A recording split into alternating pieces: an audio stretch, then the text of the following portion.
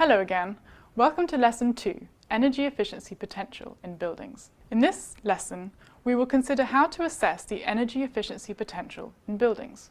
We will answer questions such as, what are the types of potential? How much potential is there?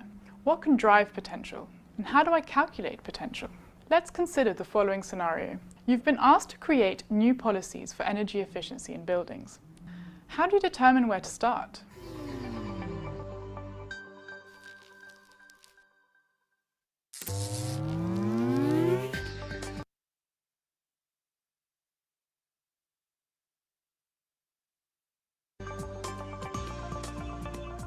So now that we've explored the trends and drivers of energy use in buildings, we will turn to understanding the key concepts for driving down energy use in buildings. Put another way, how do we reduce energy waste?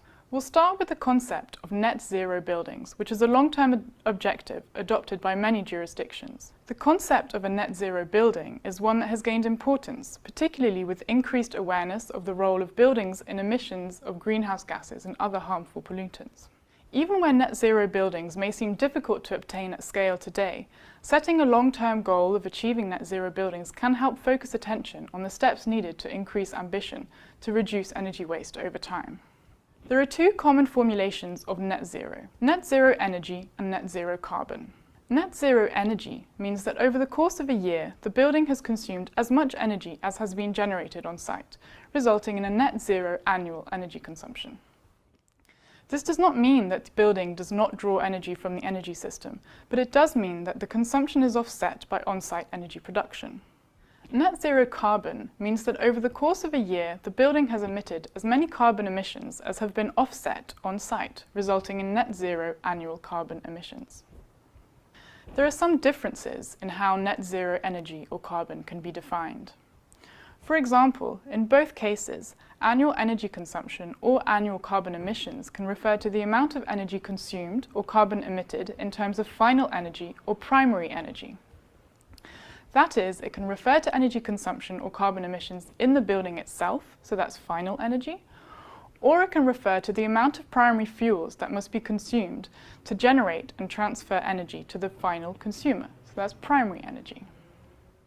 There can also be differences in the treatment of renewable energy and carbon offsetting. In some definitions of net zero, the renewable energy generation or carbon offsetting does not need to happen on site. In others, it does. Several countries have already committed to requiring buildings to become net zero. Many local governments have also committed to the Net Zero Carbon Buildings Declaration, whereby all new buildings must be net zero carbon by 2030, and all buildings, both new and existing, must be net zero carbon by 2050. Beyond this declaration, several businesses, cities and states have also signed the Net Zero Buildings Commitment. So let's take an example from Brazil to understand the role of solar panels in offsetting building energy consumption. A Brazilian study explored the potential for achieving net zero primary energy buildings by installing PV panels on the roofs of different building typologies. Specifically, the study looked at public offices, corporate offices, schools, bank branches, detached houses and social housing apartment blocks. For each building type, the area of PV panels required to offset the annual primary energy consumption of the building was compared to the available roof area.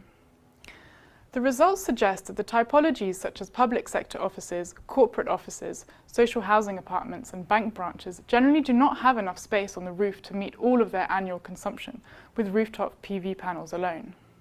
However, detached houses and schools generally did have enough roof area to meet their energy consumption needs and therefore could more easily become net zero energy. But even in this case, however, let's remember that before offsetting energy consumption with renewables, it's important to exploit all energy efficiency opportunities available. This way, fewer PV panels or renewable energy sources will be required to offset the remaining energy consumption.